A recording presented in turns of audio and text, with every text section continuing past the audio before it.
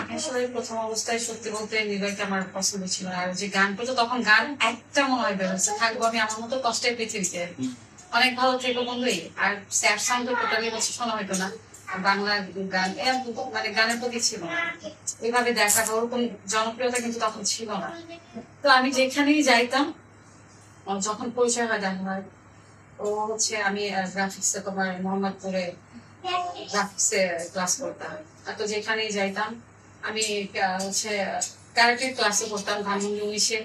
তো আমি যেখানেই যাইতাম ওখানে যাইতাম, আমার বাসার আশেপাশে শুধু মানে হচ্ছে ঘুম থেকে উঠলেই ছাদুতে দেখা যেত সে বসে আছে মাঠের মধ্যে।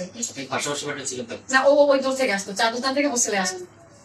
ওইখানে আমি ছাদে উঠলে দেখতাম যে ওখানে ক্লাস করতে যেতাম ওখানে, মানে যেখানে যেতাম।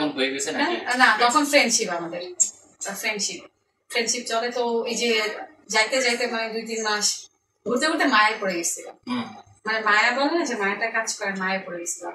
কন্টিনিউ হচ্ছে যাইতো, বাসে আসলো, বাসে দাঁড়িয়ে থাকতো। এমনও ছিল যে তখন আসলে ওরকম ইনকাম সোর্স ছিল না।